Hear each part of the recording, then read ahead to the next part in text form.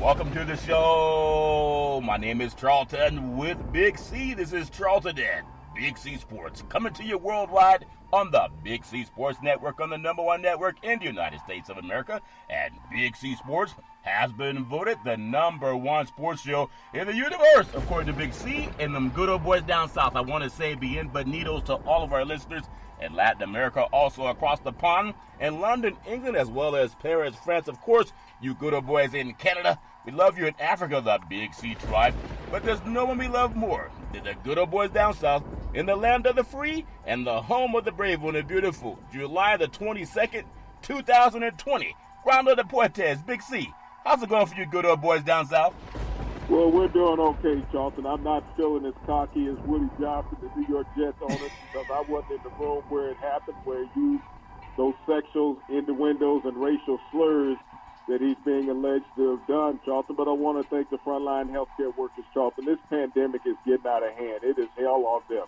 Well, the nurses, doctors, and first responders, I mean, as the numbers are rising every day, this is not a spike. This reminds you of one of those California wildfires. Yeah, it's one of those wildfires. But we always put them out, Big C. We got to put them out. And some are caused by a lightning. We're going to put it on anyway. I want to say what we won't put out is today's show is sponsored by your Northern California Cadillac dealers, home of the all-new Cadillac Escalade, the standard of the world. And when you go by and test drive yours, tell them Charlton and Big C sent you, as well as a fleet of Cadillac cars also all around the world. Just say Google or Alexa, play Big C Sports Podcast. You will hear from our sponsors. You will hear Welcome to the Show. I will introduce Big C as the Mystic, and he'll do his thing from 3,000 miles away.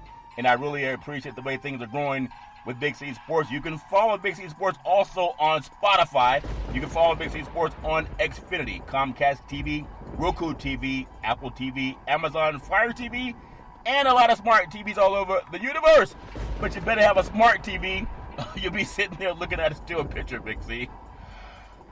Man, I've been doing my pause. I'm learning to meditate better, Big C. Pausing is good, but I never want to pause on our Veterans Crisis Hotline. They really are experienced in helping veterans and their loved ones get help, Big C. Why is that so important to you? Well, Charlton, as we look at this pandemic in America, is really nervous about all of what's going on. Our veterans constantly feel that way when they come back into this country, Charlton. They have psychological uneasiness, many of them, Charlton, that have resulted in suicide. Some 22 of them a day have committed suicide, a horrific number. We never hear the administration address this and what they're going to do for the veterans as far as getting them help to deal with these social disorders that they have when they come back from serving in the armed forces, Charlton. And unfortunately, it afflicts many of our young people in this country also. People want to think about suicide as being an embarrassment on the family, as a failure. Failure is not getting someone help, Charlton, when they're troubled psychologically and socially. It's our duty as Americans to help each other out. And suicide is something you can help somebody prevent, Charlton. So the National Suicide Prevention Hotline number is what we give out throughout all our shows, Charlton. We just need more of America to accompany us in that. Well, Big C, you're the one who brought it to my attention about a year ago. We want to keep spreading it all over the world. 800-273-8255. That's 800-273-8255. Or you can text 838-255. That's 838-255. If you're online, simply go to veteranscrisisline.net. That's veteranscrisisline.net, and you can hopefully get people some help. Also, very happy to be affiliated with Valley Homes Weekly TV on Dish TV, Direct TV, AT&T Uverse, TV 53, home of the San Francisco Giants. They say, hey, kid, and when you reach out to them, tell them Big C sent you. Our goal is really simple. Recruit 100 real estate brokers, put their property listings on TV, just like McDonald's does it. And sports teams are doing it now, Big C. You can watch TV and real estate work for you. 800-772-8624. That's 800-772-8624. If you're looking for opportunities in real estate, go to bigcsports.pacwm.com. That's bigcsports.pacwm.com, and you can get some help there. Big C, I was thinking what you had said about the gentleman. I believe he was able to own an NFL franchise called the New York Jets. And sometimes people can be allegedly accused of doing things, but this owner, from what I understand, he said his name was Woody Johnson. He never said that he didn't say those things, but he was able to get an NFL team anyway. Big C, your thoughts? Well, Charlton, this is why I constantly tell you that these 32 guys have been quiet when it came to Black Lives Matter. Yeah. And it's always, they have closed door meetings. And I always keep telling you, who's in the room when it happens. Yeah. And this is the reason why NFL owners don't admonish each other, Charlton, because they're complicit to what their counterparts are saying. I mean, what we saw in Carolina was a rare situation that occurred when they forced Richardson to sell the franchise. Now, if you look at what Richardson did and said and compare that to what Johnson has done and said, Charlton, allegedly, I mean, it's like looking in the mirror. Yeah. I mean, there have been, identical sayings about each of these individuals. Yeah. But it's just like when we talked about the boy Daniel Snyder, who owns the Washington Redskins. Yeah. What did Robert Kraft get busted for last year, Charlton, that many people have forgotten about? Exercising? It's a matter of lifestyle for these individuals. You're billionaires. Generally, you're untouchable in American society because you can afford anything that you want. Yeah. You can afford a team. You can afford all the employees on there. You can afford to do any illicit activity that you choose to get involved in, Charlton. Yeah. You can use all the racial epithets that you want and sexual harassment, allegations that you can muster. Yeah. And get away from it. You become an ambassador to the United States where you're trying to bribe other countries into letting your boss hold sporting events. Yeah. You become an ambassador because you donate enough money. This is why the NFL has never spoken back against the rhetoric of the president. They invest in him because he makes them money, Charlton, through the stock market and other things that he allows them insider to do. trading. But what Rudy Johnson is accused of, Charlton, it's no different than what Jerry Richardson is. And if the NFL sits back and stays complacent to what these allegations are, Charlton, then there's never a hope for a black coach or anybody else to own a team or advance in that organization. Yeah, there's always parts of ownership, parts of the pie that people let you have. But when you think about it, Woody Johnson, he is under investigation by the State Department watchdog following these allegations that he made racist and sexist comments while serving as ambassador to the United Kingdom and sought to have the Open Championship played at a golf resort owned by, there's a guy by the name of Donald Trump. It's according to a report that I see it in. Donald Trump is so crooked. He's into so many crooked things. But among those allegations, Big C, is that Johnson made racist comments about black men. That would be you and I. Okay, I think we would fit that description. We would fit that description. Man, I tell you, we got to have thick skin in this world. But he made some racist comments about black men. Isn't that new that white men make racist comments about black men? Big C, your thoughts? I'm amazed that America is still surprised about that. It's like when we were talking yesterday, Charlton, and talking about the Black Lives symbol. Yeah. They allow you to put the Black Lives symbol beneath your feet, but not above your head. You have to understand that. Anything in life that they say is worthwhile is ascending to. Yeah. Is that you reach and gain new heights. They don't, when they talk about going to new lows, that's not a positive terminology.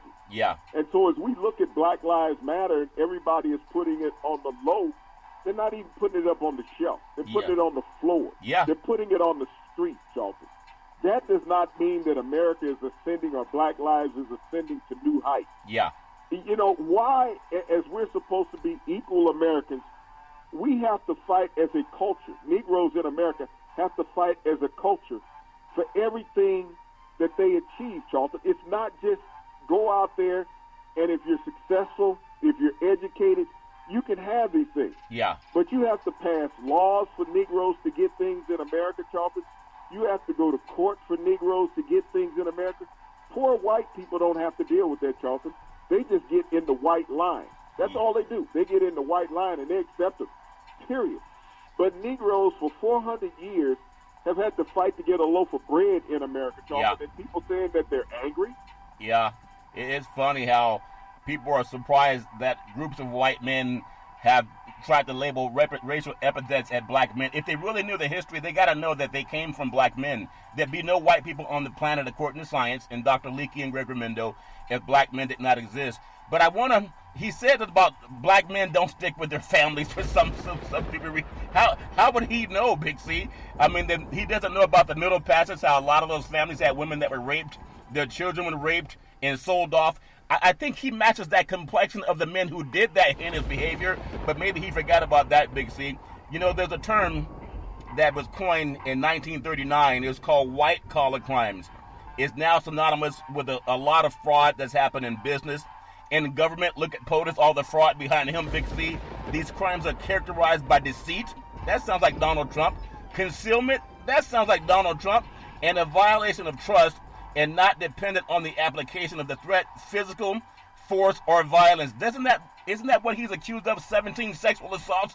So when they say that people don't stick with their crime and they make insults about black men, there's a history of white men who've been a part of lynchings, a part of discrimination, racial segregation, sexism, racism, abuse, fraud, insider trading. The list goes on, Big C, but he never named that when they were talking about black guys, Big C. Your thoughts? But Charlton, who made the laws in America? White men. Who did they make the laws for? White men. It's just like when you talk about reparations and people say, well, I never owned slaves.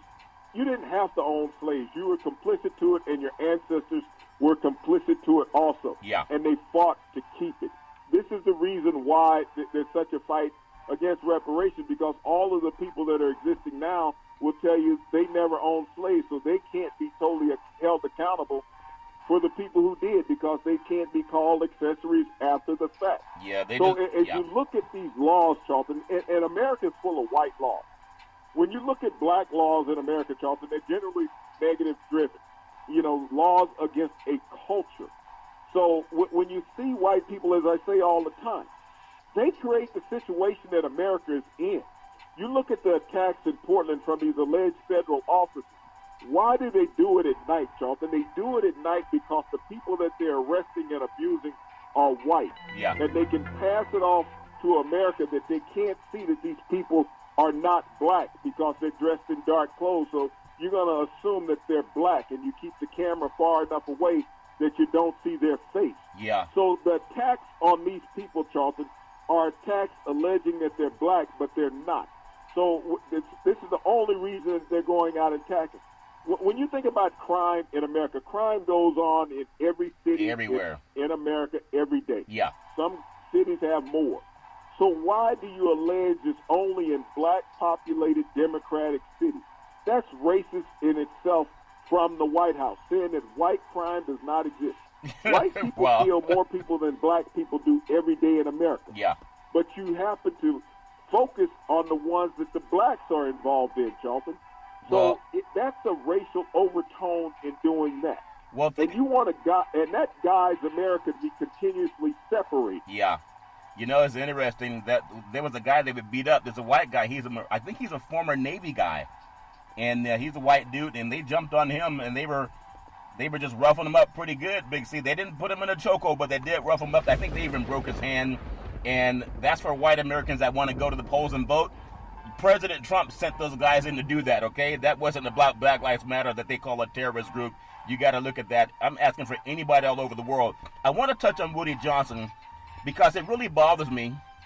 As hard as I work to be one of the greatest fathers in the world that I can be, the best that I can be, when Woody Johnson says, who came from guys that look like slave owners, you know, the colonialist, Big C, he matches the profile of Woody Johnson. They raped over 1 million women in slavery. Over 1 million, because over 1 million were brought from the Middle Passage, Big C, and they were all assaulted. And they look just like Woody Johnson.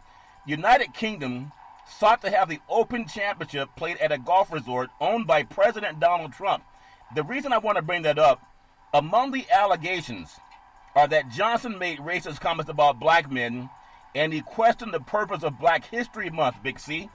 There'd be no white people on the planet without black men. It's called the dominant gene. Dr. Leakey told everybody about that. Even dumb white guys know that. But he allegedly argued that black fathers did not remain with their families, calling that a real challenge. And he even questions Black History Month. And he happens to be Donald Trump's best friend, or one of his friends. Big C, your thoughts? Well, this is what you call a New Yorker, Charlton, of privilege. But he's also an NFL owner, Yeah. regardless of him That's the shame. being an associate of Donald Trump. He bought the ambassadorship to the United Kingdom, Charlton. Yeah. He made a large enough donation to become a United States ambassador. Yeah. Trump appointed him after making a large enough campaign donation of a few $1 million. This is what NFL owners did, Charlton. This is one of the reasons why you haven't seen Robert Kraft get in trouble. But as I tell you all the time, when you have players fighting for various things in the NFL, the owners don't give a damn. Yeah. You know, when you look at the black players in the NFL, owners don't give a damn because they'll get another busload and they'll look just like them tomorrow. Yeah. We've seen that during strike short seasons, Charlton, where they just bring in more busloads. Guys want to make big money. You know, that their college careers have ended. They've always fantasized about having an NFL uniform on. Yeah. They'll cross the picket lines, Charlton. That's what Americans do.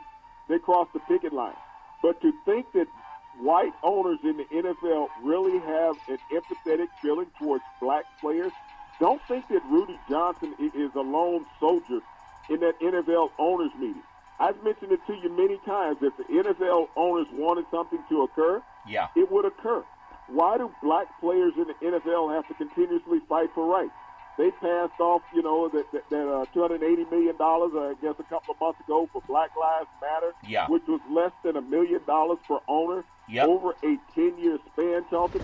Pocket change to make themselves look good in the public eye. But they didn't care. No owner has really stood up and says Black Lives Matter. Your buddy Jerry Jones with the biggest mouth in the NFL. I mean, for him to find a mic is like for a boss finding a light bulb. It's lost in the shuffle. But for 3 months, you haven't heard Jerry Jones. He's been quiet as a church mouse urinating on top. Yeah. You don't hear a thing. Yeah. And that's where Jerry Jones has been.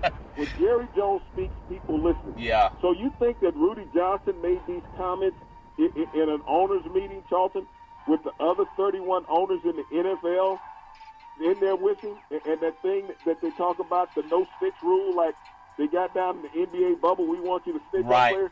Yeah. What owner in the NFL would snitch on another owner? What Rudy Johnson did was the same thing that Donald Sterling did when he owned the Los Angeles Clippers. Yeah.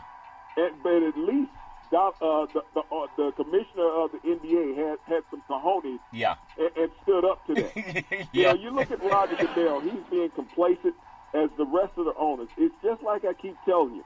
Who's in the room where it happened? Yeah. The same old white guys, Charlton. Well, I know you get on Jerry Jones. I just think he's afraid. You know, you ever been afraid, Big C? And Jerry Jones. He's not afraid, Charlton. No, he's afraid. He's not afraid. If he says something and Rudy turns around with, damn, Jerry, you were saying the same thing and agreeing to it. Yeah. That's what's going to happen. That's not afraid. That's like, I can't, air out my dirty laundry. No, I just think he's afraid, Big C. That's my own opinion, but Jerry Jones is afraid of some of those other guys. But I want to touch on something real quick because it's part of the emoluments clause. You're not supposed to be able to make a profit as a president based on your title. And Trump has asked him to try to secure the Open Championship at Trump Turnberry Resort in Scotland. And that's reported in Scotland, Big C. But they're still trying to figure out if they're going to do it or not. But you're not supposed to use your presidential collateral to get golf courses to have open tournaments at your golf course so you can make more money. That's what he does. Like, he's just crooked. He's just a crooked person. And so is Woody Johnson. All those guys are bad, Big C. But at the same time, if those NFL players do not realize what factoring is and they won't break and form their own team, then they kind of put up with the garbage, Big C. And that's their own choice to decide to be employees instead of owners. But, not everybody's going to want to step up to the plate with that, Big C. So Woody Johnson, yeah, he's a bigot, but the NFL said you can own a professional NFL team anyway in of all cities, New York City. And that's a shame, but that's the real world, Big C. Your thoughts? Well, Charlton, as you think about the modern NFL, Negroes weren't allowed to play at the inception of the modern NFL. The Washington Redskins, the name is going to be the change. Yeah. They were the last NFL team, Charlton, to have a Negro to play for their team, and that started in 1963. Wow, that seems like an eternity ago. Yeah. But in 1963, in the darkest city in America, they did not have a Negro football player on the team until that season. Bobby Mitchell became the first one. So as you look at the advancements of the NFL and lack of advancement of the NFL, Charlton, as far as inclusion of Negroes in the league, you have to implement a Rudy rule because you said we're not going to hire black coaches. Yeah. That rule meant nothing. There's no more black coaches today in the NFL than there were 10 years ago in the NFL. And there's actually even less. So as you talk about having a rule in place, when you don't give people opportunity, Charlton, just like in Black Lives Matter, when you have an inner city with no opportunities, lack of education, lack of health care, lack of nutrition, lack of transportation, and you're saying, well, these people should develop just like everybody else. It's not, Charlton. You do that systematically to oppress a part of a culture of America. Yeah. There's no equality. As much as black people want to march and say Black Lives Matter, all it takes is a congressional vote in the Senate of the United States, Charlton, to prove that Black Lives Matter. But those old white men will never do it. Just like it takes the stroke of a Sharpie in the White House through an executive order to say Black Lives Matter. But the President of the United States says that Black Lives Matter is a racist statement. So if he says it's a racist statement, white society believes with him as well as the white Senate, Charlton. Well, I still say those African-American players, they must tacitly consent because they won't do anything to form their own league when they represent 80% of the money that comes in there. I was just thinking about, I told you I met a lawyer the other day at a car dealership and just been having some more conversations with her about this because she's big into athletics too, Big C. But we were talking about Black Lives Matter, and she said it's actually a farce. I said, what do you mean by that? She said they're going to let you put your name on a basketball court. You can put your name on a helmet. You can put your name on a baseball mound.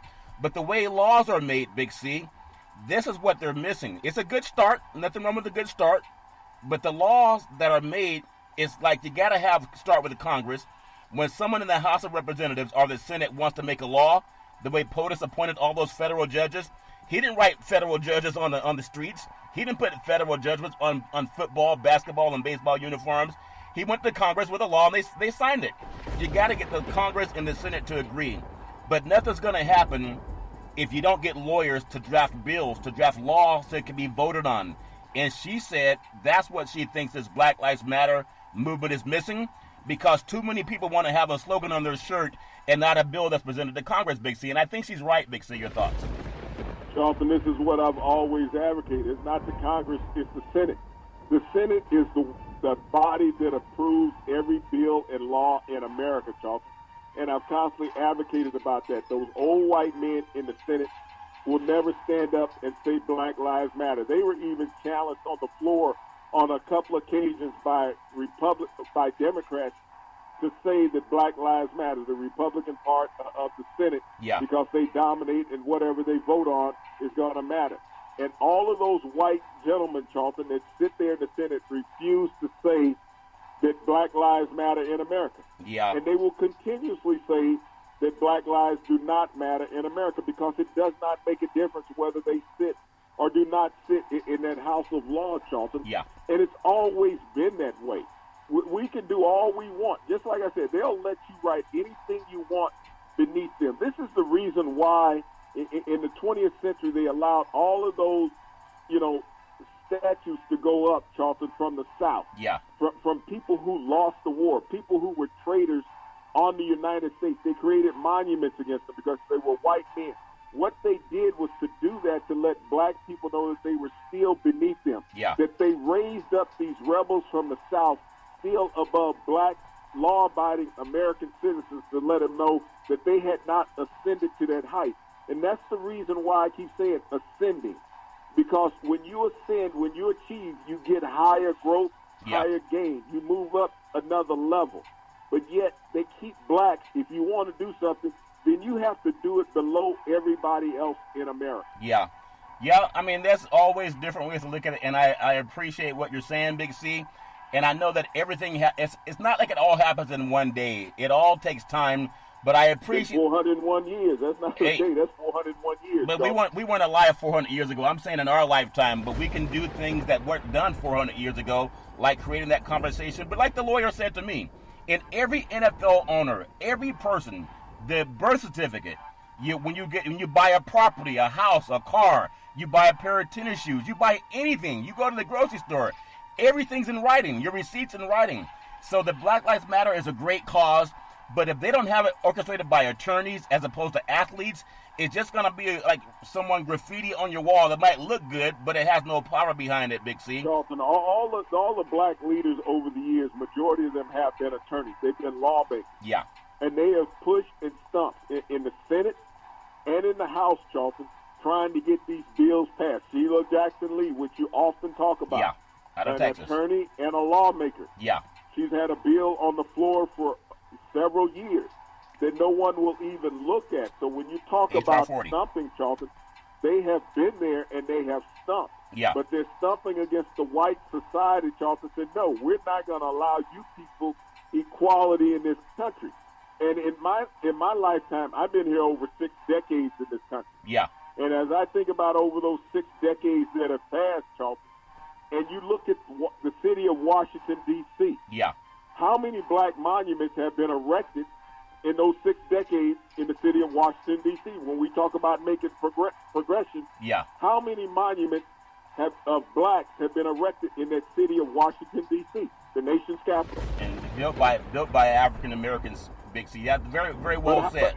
In the last 6 decades, yeah, how many monuments have been erected in that city, as you say, a city that was built by African Americans? I know they have the Dr. King Monument. I didn't go inside the Smithsonian, Big C, but I'm sure there's some inside. But that's a very good question. I don't know the answer to that other than Dr. King. But I want to get your... Two monuments, Charlton, 2 monuments in the last 6 decades. Yeah. In the 400 years of this country and the 240-plus years of this country's sovereignty and liberation, there's been 2 black monuments built in Washington, D.C. Compare that to the number of Confederate monuments, Charlton, yeah, in the city of Washington, D.C. of traitors. You got 2. You got Dr. King's monument, Charlton, that was fought forever to be put up fought against white society. And then you think about the Museum of African American History and Culture. You know when that museum, Charlton, was dedicated, when it was allocated out to be built, you know when that was? No. 1936. 1936, it was allocated to get built. And it did not get built, Charlton, until the beginning of construction on that was at the end of the George Bush era as presidency, when construction started on that, Charlton. Yeah. That thing sit idle for 80 years.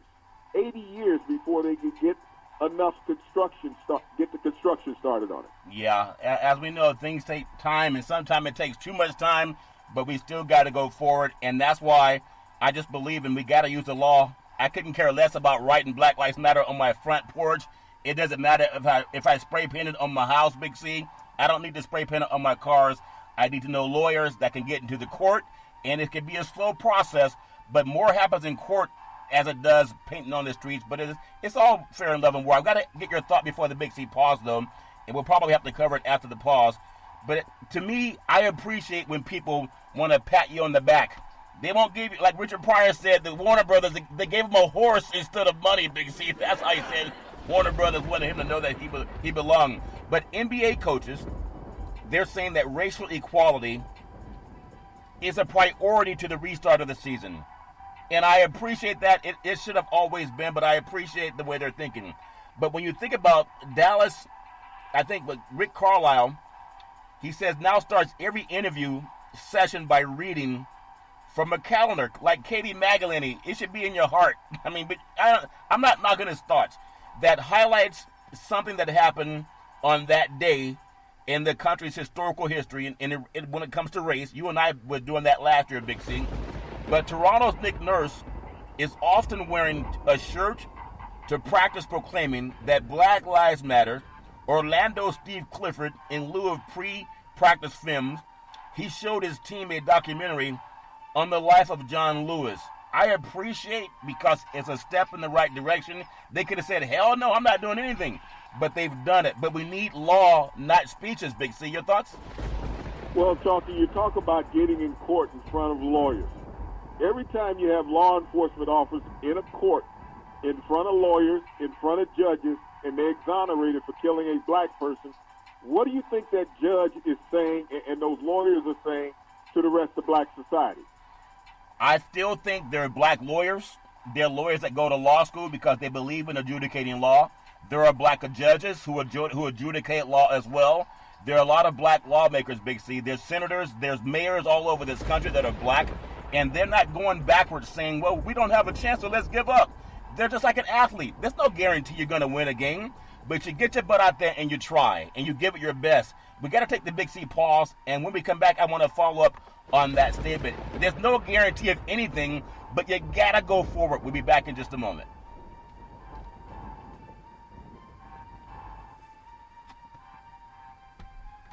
All right, we are back from the Big C timeout, also known as the Big C pause. You can follow Big C Sports 24 hours a day, 7 days a week on the #1 podcast network in the universe, iHeartRadio Podcast. You can follow Big C Sports on Apple Podcasts. You can follow Big C Sports on Google Podcasts.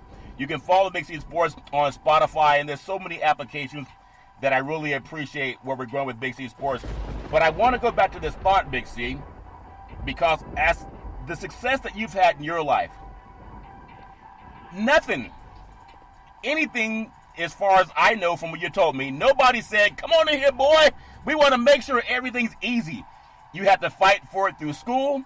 You had to fight for it through business. You had to fight for it as an athlete. No offensive lineman lined up and said, oh, let's make it easy on you. We're going to let you get to the quarterback. You had to fight for it. Every lawmaker, they got to fight. Dr. Martin Luther King, they were beaten over the head. They all had to fight. John Lewis, they had to fight. They never had the attitude, well, the judge is white, the law enforcement's white, the attorney's white, we got to give up and go home.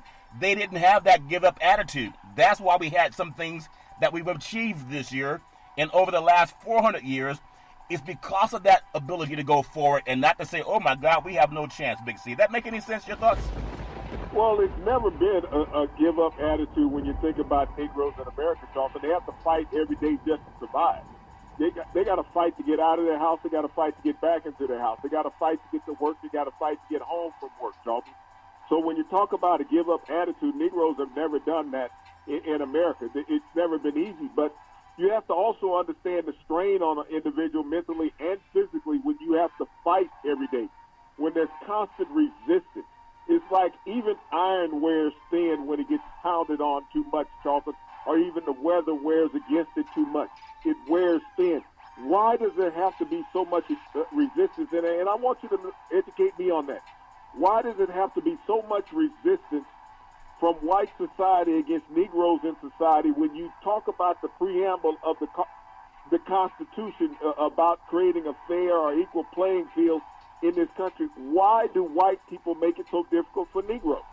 I would say clean off your glasses and realize, just like playing sports, you got people on your team that are black and white. But if you only focus on the ones who don't look like you as the ones that are obstructing you, then that's where you run into a roadblock. I even tell young kids, I won't get too personal about it, but I remember, and I got to tell this story because it's so true. When I think I was a junior in high school, there were some things that happened with some black and white kids off campus. And the principal had suspended almost all the black kids, and I was one of them. And after they called my mother and said, you got to come get your boy out of school because he's suspended for leaving the campus and he was involved in a fight. And my mother came to the school to ask what was going on. And she said, call his teacher and see if he's in the class. And the principal white dude said, no, I already made up my mind. She said, call the teacher and see if he's in the class. Well, they called the teacher, Big C. I was in class. You know, my teacher was a white guy that stood up for me, and he said, no, he was in class. He had nothing to do with that. And the white principal dropped his head. He turned bright red. My mother said, you owe him an apology. She even filed a complaint with the school board. You know, the person that stood up for me was white, outside of my mother. So I can't say white people did anything against us. I know it's good and bad on both sides. But look at it from this perspective, Charlton. Did he stand up for you, or was he being honest? There's a difference in the two. They both can correlate with each other. Yeah. He was a man of honesty. It wasn't that he was sitting there putting his arm around you. He told the truth about what was there. He did not have it in his heart to lie. There's a difference in those two things, Charlton. Standing up for somebody and being honest, they seem the same, but they're not exactly the same. When you have integrity as a person, that causes you to be honest. It wasn't like he was taking you home and said, I got your back on this. It's like I'm being honest about the role that I took and the individuals that was in my class. That's what he was being honest about. It's not standing up for you. It was being honest about what his job situation was. Not necessarily, because some people could have said, I don't know if he was in class or not. I mean, he has to answer to that principal. But he had already submitted the role. I'm going to assume, because all teachers, I know when I was in school, they would take roll and they would send it to the office. Yeah. So it already had been documented. He would have had to go back and falsify a document, which would have put his job in peril potentially at that point. But Big C, that's looking too deep into trying to find bad and good people. There's been good and bad people of all colors in my lifetime that have advocated for me, black and white. I would be dishonest to them, especially some of the school teachers that said, you know what, you're a good kid. I'm very proud of how hard you work. You're going to do something great in life. And many of those were white people, Big C. I'm not going to throw them under the bus. I just can't do that. So I say it's good and bad people. I've seen that in my whole life. But I want to ask you this question. Our show goes by way too fast.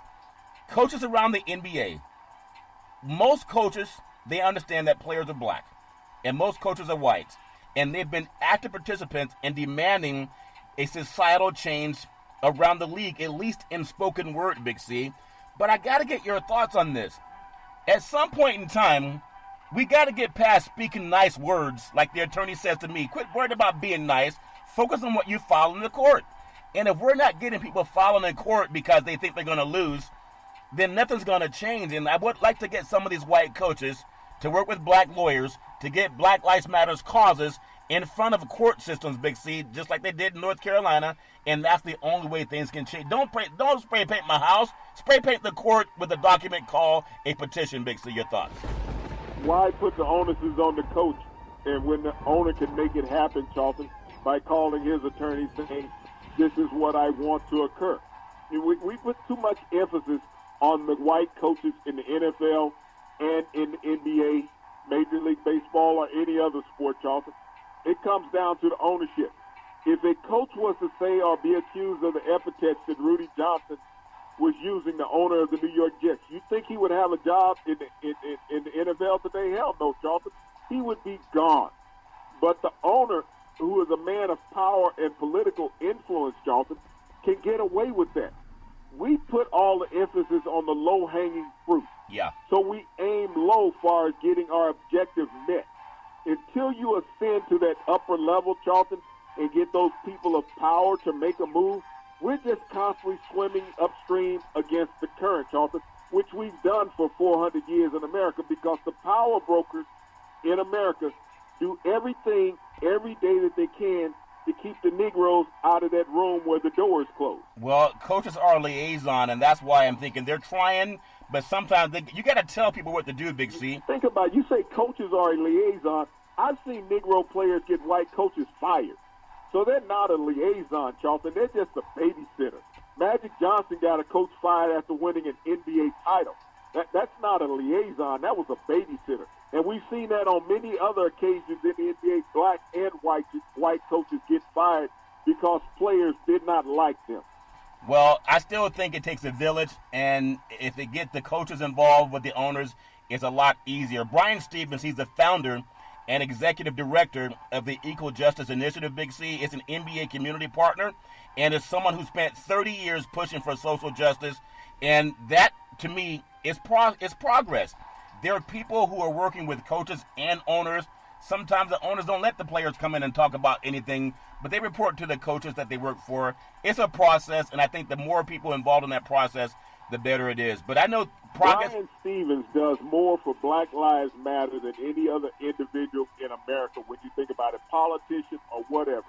He put together a legal fund years ago, Charlton, to go out and defend black people that were on death row, that were prosecuted, irregularly, Charlton. And he has saved the lives of over 80 black men, Charlton, on death row by going back, getting their cases reheard, retrial, filing appeals for them, Charlton.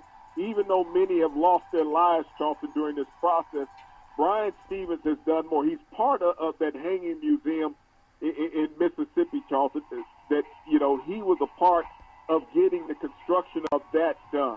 So when you think about Brian Stevens, this is a guy who's a legal wizard, Charlton, who talks about putting his money where his mouth is, Charlton. He has done that for decades in America. And not many people know who he is or what he has fought for and continues to fight for every day. Yeah, and I appreciate what lawyers do, Big C, because we can all chant and march up and down the street without lawyers getting involved. We're just chanting and marching up and down the street. So he does good work. And again, it's about the court system not putting Black Lives Matter on a hat. But I got to ask you this thought also. And I think we can conclude, we don't have to agree on everything, but I think this would go a long way. Major League Baseball, they have Black Lives Matter on a shirt or a hat or behind the pitching mound. I think they're going to do that in Washington for the Nationals home opener, Big C. And the gesture's a nice gesture. But if you don't get anything in law, it's just a gesture. And what I don't want to have happen is what I've seen when I've watched the last couple of sports shows over the last couple of days. I've seen, and I'm not being, everybody has their own opinion. Maybe I'm not looking at things the right way. But it seems like most of our athletes, our sports commentators, they're rarely even talking about the Black Lives Matters call or social justice. They're arguing about, is LeBron going to be the MVP over Giannis? And let me tell you why LeBron's a better choice as the MVP. It's like, what the world are you guys talking about? And it pains me because they've gotten people to start being the sycophants again. I mean, I'm not saying don't talk about if someone's going to be MVP or not, but this push for what really matters in the court system, now it's all about can he hit a jump shot, and to me that's a little sad, Big C. Your thoughts? Well, Charlton, you can't blame the broadcasters because there's a thing called a production meeting. There's a thing called a producer and a director, what you can and cannot say. They are talking heads on television. They're not advocates about the political agenda, Charlton. They are hired to talk about sports. And if you sit down with any of them, they will tell you in the production meeting, we are not going to deal with this subject today. And so they are shackled, slaves to what the producer and director says that they're going to say. They're reading a teleprompter, Charlton. They are not out there freelancing, doing what they want to do. They are reading a written script. That's what you're getting from them. So they are pawns in this whole game. They are there to entertain you, not intellectually challenge you. Yeah, I've seen that too. In addition to World Series champion Washington Nationals having a black heart in the center field with DC in the middle, it's going to start Thursday night, and they have their opener against the New York Yankees, Big C. The heart is meant to show support for the DC community, the Nationals said. I'd rather see that petition filed in the court, not on someone's center field. Major League Baseball said since the death of George Floyd, May 25th, it's enhanced existing partnerships with the Jackie Robinson Foundation. And hold on to your horses because this might make you happy. And the Negro League's Baseball Museum that also made new investments in the NAACP Legal Defense and Education Fund launched a diverse business partnership recovery project. That makes my heart happier than scribbling Black Lives Matters on the pitcher's mound. Big C, your thoughts? Well, Charlton, what bothers me even more and continuously, Charlton, why do you always have to put the Black Lives emblem underneath people's feet? Why can't you not ascend it up to the scoreboard, something that somebody has to look at every play, Charlton? Yeah. But as long as you keep putting a symbol of recognition under the feet of people, it will constantly keep getting trampled. And you have to understand the psychological motivation of people who do that, Charlton. They put it down on the ground for a reason. Yeah. It is a symbolic thing to put it on the ground for it to be stomped on. That's what it is. It is beneath you. And until you can start to understand that psychologically what they're doing, this is systematic oppression, Charlton. You will always stay beneath. Just like those Confederate statues that was put up on pedestals of losers, of people who tried to divide this country, who wanted to be terrorists and treasonous against this country. They were raised up above the Negroes in America even after they lost. Yeah. The white society said that they should still be put up above Negroes in America. They ascended above the Negroes, people who fought for this country. But anything that the Negroes want to try to get past in America, Charlton, it should always be laid beneath that. It should always be something that people can step on and step over, Charlton. That's my feeling about putting any insignia about Black Lives Matter on the ground or on the street. My personal opinion, just like you have yours, this is my personal opinion. And if people wanted to really sit down and evaluate that, more of them would agree with what I'm saying, I believe. So you don't think that you've ever seen the stencil of the American flag on the ground or a championship banner on the ground? You've never seen anyone's stencil in the NFL. They'll have the AFC championship team. Is it an insult that they put the name of the home team in the end zone when you step on it as you score a touchdown? That's not for an insult, Big C. I think that's stretching really far. Even though how many emblems of the home team or visiting team you see on the ground in the end zone? One, Charlton. Look around the stadium. How many do you see bannering the stadium up above the majority of the stadium population? That's what I'm talking about. When you get the dominant seat in the room, that's what I'm talking about, sitting at the big table, sitting in the room where the door is closed and people don't know what's going on in there. You can put all the emblems you want of any team. You're talking about an isolated incident. But you show me around this country, Charlton, in any of these stadiums where they're celebrating Black Lives Matter on a banner around the stadium. They can all put it on the field. Yeah. What happens on the field? It's getting stepped on. And when you put a team's emblem in the end zone, it's getting stepped on. It's getting desecrated, Charlton, by the opposing team. It's being stomped on.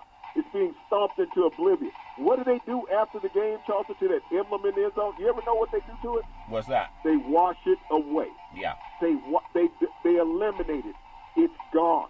It's gone. You don't see it there 2 weeks in a way. That opposing emblem is gone. It disappears. You don't remember who was there the week before. But what's up on the scoreboard is embellished in your mind forever, Charlton. I think that's pulling the straws. I think almost every NBA basketball court that's a big straw. Okay, it might be, but every NBA basketball floor that I've ever seen, even in college, they actually put the name of the team in the center floor of that circle, or they'll put the name of the team on the edge of the baseline. What do they do when they pass somebody the championship trophy? Do they put it on the ground or do they hoist it to new heights? Well, I think that means they hoist it to new heights. That's a simple answer. Yeah. Do they put it on the ground or do they hoist it to new heights? Yeah, but Big C, that's really stretching when you say that everything's racial. Charlton, you're looking at it, and you're denying that that's what's occurring. Is that you give them a trophy, and they raise that trophy above their head. I've had the opportunity to do that a couple times in my life. You take it to new heights. When they present the trophy to the winning team, Charlton, normally what do? They put them up on a stage so they can be up above the losers. Everything in America about winning and achieving and ascending to new heights, it's raised. It's raised. Show me where they're raising the Black Lives emblem, Charlton. That's all I'm asking. I mean, but that's... You can take and compare any... You see the crosswalk on the street. You see the stop sign on the street. You see it. But does that mean that it's not up above at eye height also? I just think, if that's what you need, but to me, that's petty. I need to be equal, Charlton. I need for Negro society to be equal. So let me ask you a question. For Negro society to be equal, then you have to give us the same autonomy that you give white society. When someone given a contract and they write a contract on a piece of paper, just because it's written on a flat piece of paper, is that insulting to the people that just signed a contract that is laying down on the flat piece of paper, Big C? Does that make sense to you? No, they hold that contract up in the air, Charlton. You watch any contract signing on television, they raise that contract up after it's signed. They don't sign it when it's raised up. They sign it while it's down. But that's picking at straws. I understand your thought. But they take that signature and hold it up in the air saying that we've consummated a deal. Yeah, well, either way, they got to put it down to sign it. To me, they're stretching, but that's okay. Everybody has their own thought. I would rather have a law that states what Black Lives Matter stand for, like business opportunities, educational opportunities, funding, police brutality, get rid of that garbage, criminal justice reform. That has to be written in the law. Whether it's on a flag or stamped on the ground, to me, that's just semantics, but that's my opinion. So when you have the Black Lives Matter... about these sports reporters in these sports shows, Charlton, how they're not talking about Black Lives Matter. When they're reading a teleprompter that's in front of them, aren't they? Or are they reading a teleprompter that's down on the floor? Sometimes it's both. They got a camera and a screen on the bottom, and some have it up. But I said on the floor. That's on a desk. I'm talking about something that's above the floor. Big C, you see them reading nothing that's on the floor. They don't walk around with their head down during a broadcast, Charlton. Let me ask you a question. Reading about the broadcast. Is it insulting? Reaching for straws. Is it insulting when you're driving your car that you're looking down at the ground? Is that an insult, or you're looking up? You're looking at the ground because that's where you're going. It's not an insult. You're looking forward. You're looking forward. If you're looking down, driving your car in rush hour traffic, I guarantee you'll have an accident. You're taught to look forward and ahead, Charlton. Taught to look forward. You're never taught in a driving test, and you cannot attest that you ever took a driving test and they told you to keep your head and your eyes down. Let me ask you a question before we get on to the next thing. When you drive, how do you know when you're driving on the road, the dirt road, the paved road, or the grass? How do you tell?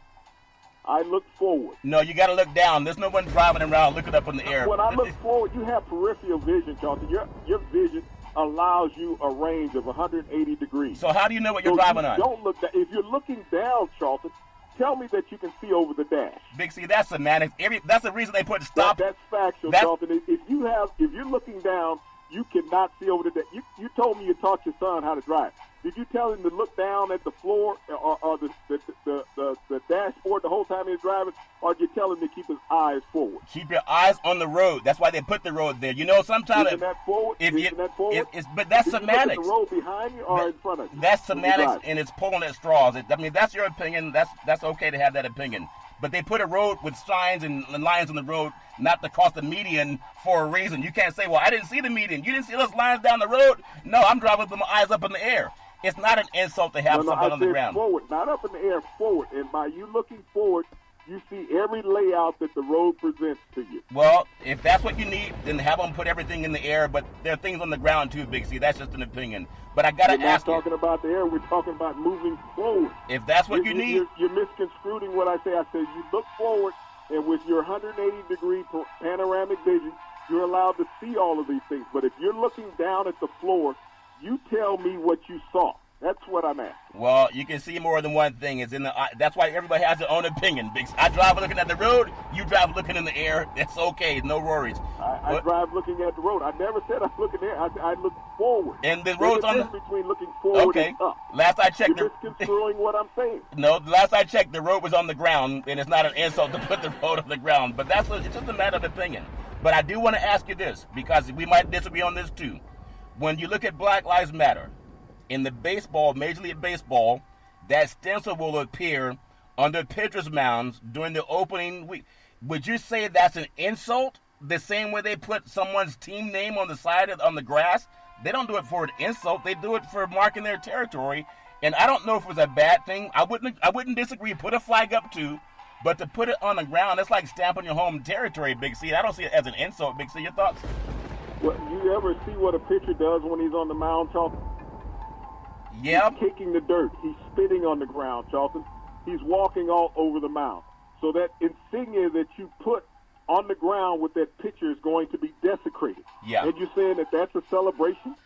Well, Big C, Jesus walked on the ground. I mean, it's all fair. No. See, yeah. You're putting something in contrary to what you're talking about. Jesus has nothing to do with putting that insignia on the mound. I'm saying what they do to it, desecrating it, by stepping, spitting, and stomping on it. And I'm just saying that's your opinion, and everybody can have their opinion. I don't think my mother planted all of her vegetables in the ground. I'll turn on the TV and wait on Jesus to throw out the first pitch. Well, he was grounded. Got to have your 2 feet on the ground, Big C. That's how most people walk around. They put feet on the ground. It's not an insult. That's my opinion, though. But I do want to touch on, in the final few minutes, if I look at what may or may not be a good thing, NCAA, in the Pac-12, Stanford will join UC Berkeley and 23 other California state universities to hold most classes online, and they're going to have just a few people that are allowed to go into the class. I don't know why they would do that, but UC Berkeley, they also said that their fall semester will begin with no students on campus. And I've always thought, if you don't have students on campus, how is the Pac-12 going to play football when the universities are saying we're not bringing people on campus? Big C, your thoughts? Well, Charlton, you can't play sports if you're not bringing people on campus. To say that you're going to have a few students on campus, those are called athletes. You got to get those few students on campus that are called athletes to be able to play the game. That's the only reason they're doing that, because how do you identify who needs to be on campus, Charlton, if they're students? Yeah. You're going to take the Phi Beta campus, Charlton, and say they can't come to school, they have to do online learning? But no, they got to stay online, but the athletes can come and go on to campus. Well, online, the tuition is not going to change, Big C. They're going to keep the tuition the same, whether they allow some online or not. Even the state of New Mexico, they're asking New Mexico State and New Mexico to not play fall sports. That's important. So they're already rolling out the red carpet to say no sports because they want to focus on science. But I do want to focus on something in the last few minutes that we may agree on. And we talk about progress. You sometimes say never, and it's never going to happen, and white people won't let it happen. I always disagree with that. When I say never going to happen, I'm talking about in my lifetime. No, well, because I can't understand what's going to occur when I'm gone. I'm talking about things I can feel, taste, and breathe. Well, they just signed the reparations bill in North Carolina this month. That's your lifetime. But I got to ask you something, because I'm challenging people like the lawyer been talking to me. Quit saying never. There's a reason you have a pro and a con in court. You have a prosecutor and a defender in court. Nobody can say, well, I'm never going to win. Then why have a court system? Mookie Betts, he had a contract extension that some people said, oh, he'll never sign that much money. I think he was asking Boston for $400 million. They said, no, we're going to trade him. So the Dodgers just signed him. From what I understand, it's a 12-year, I think $380 million. I hear $365 million and $380 million. But he signed a contract that some people said he'll never sign for that much money. And when he runs around the bases, you know he's running on the ground, Big C. Not on this. So your thoughts? Well, Charlton, that's what baseball it does. You run around the bases. Yeah. But the contract that Mookie Betts signed today with the Dodgers, Charlton, $65 million signing bonus, the largest in baseball history, a $385 million contract. Yeah. But also Mookie Betts did something, Charlton, nobody else in baseball has ever done in 2018. When he won the batting title, Charlton, he won the Golden Slugger, he won the Golden Glove. Yeah. He won the stolen base. I think in all that season, Charlton, he won 6 individual awards as well as the World Series MVP that he won that year. So when you think about what Mookie Betts did in a historical season in 2018, he was in line to make that money. To be able to make that money in Boston, you also got to understand Boston was the last team in the major leagues to have a Negro player. So they weren't going to make a Negro player the highest player in paid player in Major League Baseball when they were the last organization in that group, Charlton, to have one. So him going to the Dodgers bleed money. I think the Dodgers last year turned $4 billion in revenue. I'll take Think about that. $4 billion in revenue is what the Los Angeles Dodgers had. Yeah. It's everything, because they own the stadium. Everything that's in the stadium is profit for them, Charlton. So when you have an organization that turned $4 billion in revenue last year, you know, $385 million over 12 years is a drop in the bucket. Big C, I would take it, and I know you would too, Big C. They could even put my money on the ground, Big C, and I'd pick all up the $380 million. But I want to stick with L.A. I know you're going to disagree with this too. He's a better player than Mike Trout. I know you're going to say, no, he's not. And people were saying, well, Mookie Betts, if he doesn't help the Dodgers win a championship, he's way overpaid. Mike Trout will not get to a championship before Mookie Betts, and he's the best player in L.A. in my opinion. Do you still believe that, based on money or not? Do you still believe that Mike Trout's overpaid compared to what Mookie Betts just pulled off in his career, Big C? Your thoughts? Mike Trout, based on his productivity in his career, Charlton, and nobody has accomplished statistically what Mike Trout has accomplished in a 7-year Major League career in the Major League. He's 3-time MVP, twice runner-up. So 5 out of the 7 years, he's been one of the top 2 guys in baseball. I appreciate what Mookie Betts did 2 years ago in 2018. I congratulate him on getting this enormous contract and being a Negro in America to be the highest paid player in baseball. Quite an accomplishment when you think about Negro participation in the major leagues now, Charlton, is somewhere between 5 and 7%. Yeah, but did you notice something? When you started saying that the African American or the Negro players should start forming their own league because they're making owners billions of dollars and they'll get a bump increase. Since we started talking about that, you've seen a largest paycheck ever for Patrick Mahomes. You've seen it also for now Mookie Betts. You've also seen it for the gentleman and for the Cleveland Browns, Big C, Myles Garrett. You've seen that. We're going to see more African American men that will make more money, because if they start listening to Big C Sports more than they do guys arguing about who's bigger, stronger, and faster, they might say, damn, if I own the league, or if I own my own league like the Negroes did with factoring, they'd all be worth hundreds of billions of dollars. Big C, your thoughts? Well, Charlton, I've always had a strong stance in that, is that Negroes need to own their own. They have enough clout and intelligence to create their own. And that's the one thing that white society has always feared in America, is that Negroes will go out and establish their own. That is their biggest fear in society, whether it's in politics, whether it's in finance. That if once Negroes get a hold to it, now all of a sudden you have equality in America. And they'll do everything to fight against that. They'll do everything to fight against it, Big C. I want to just ask you in rapid fire. If you look at Montrezl Harrell, NBA, now Patrick Beverly, left the bubble in Orlando and left the Los Angeles Clippers without two of the starters, Big C, your thoughts? Well, Charlton, as I say, players are not all that eager to play in the bubble in Orlando. And everybody is using this family medical situation. Right. Then when you come back to the bubble, you're going to have to be quarantined from anywhere to 4 to 12 days, Charlton. I have still not seen the players sit up and hold a unilateral press conference that we're willing to play at all costs. They haven't done that. If the Los Angeles Clippers win the NBA COVID-19 title, will Kawhi Leonard, if he wins the MVP, would he be considered one of the greatest NBA players of all time, Big C, your thoughts? Well, Charlton, it's hard to put Kawhi Leonard in that conversation, even though he's had 2 titles with 2 separate teams. You got to realize Kawhi Leonard is not even in the top 250 scorers all time in NBA history. Yeah. So by winning the 3 titles, I don't think that you could rightfully put him in that conversation. Because how many rings does Robert Horry have? 7? Yeah. With 4 different teams or something like that? Yep. That's a very good point, Big C. Now, when you talk about Robert Horry, and there's other people that have their own thoughts, how can you have college football teams if students are not allowed back on campus this semester? Financially, there's 6 teams, 6 last season that made over $100 million. There were another 13 teams that made over $90 million, and most of that's produced by black talent. Big C, your thoughts?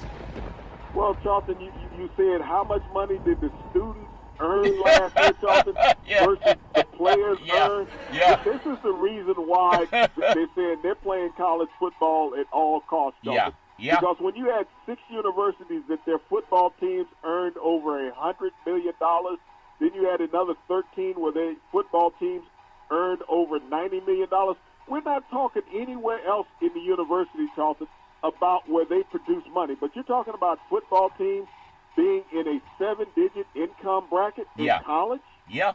That's a very good. They got enough money to have their own bank. You can follow Big C Sports 24 hours a day, 7 days a week on the #1 podcast network in the universe, iHeartRadio podcast. You can follow Big C Sports on Apple Podcasts. You can follow Big C Sports on Google Podcasts. Last question I want to ask you, Big C, is about the NFL. What NFL quarterback has never trailed in the last minute of a playoff game, Big C? Nobody knows the answer to that question. Well, Charlton, when you look around and you think about all the great quarterbacks in the NFL history, teams that have won Super Bowls, you got quarterbacks that have never lost the Super Bowl. But when you think about quarterbacks that have never trailed in a playoff game in NFL history, there's only one. Happens to be a Negro, ironically. When you think about all the great quarterbacks, Charlton, Mr. Mahomes in Kansas City has never trailed in the last minute of a playoff game in his NFL career. Wow, and maybe the universe is trying to say, start your own league and quit begging white men for a raise. All you got to do is go to the bank and put the name on the contract, the new Negro League. The TV money would follow. You get all the top players. You could give black coaches an opportunity to not need the Rooney Rule to get a job. You got the money. You got the lawyers. Quit waiting on Trump and his cronies that don't like black life anyway. Big C, back in the day, there's a man by the name of Drew Boudini Brown. He was known as Muhammad Ali's right-hand man, and he would always tell Ali, with all you got to use, how can you lose? Rumble, young man, rumble. Big C, what are you looking forward to in the sports universe? Well, Charlton, today the NFL owners decided that they're going to go without any preseason games. You think about them giving that to the players, what are the owners going to demand down the road? But also think about the history of the NFL. How many Hall of Famers would not be there without having an opportunity to play preseason games and making a team when they were undrafted? And once again, I want to extend my thanks and stay safe and healthy to the frontline healthcare workers, Charlton, nurses, doctors, first responders. You get nothing but mad respect from me. You get nothing but mad respect, and you can get respect every Monday through Friday at 5 and 6 p.m. worldwide when you follow Big C Sports on the Big C Sports Network, on the #1 network in the United States of America. And Big C Sports has been voted the #1 sports show in the universe, according to Big C and them good old boys down south. As we always tell you, that's never, ever an excuse for domestic violence or racism. If you know any man, woman, or child going through that garbage, please pick up the phone and call 911, because no man, woman, or child should ever have to go through that garbage on their own. And as we always tell you on every Big C Sports show, we thank you, we appreciate you, and we hope that you have a super fantastic day.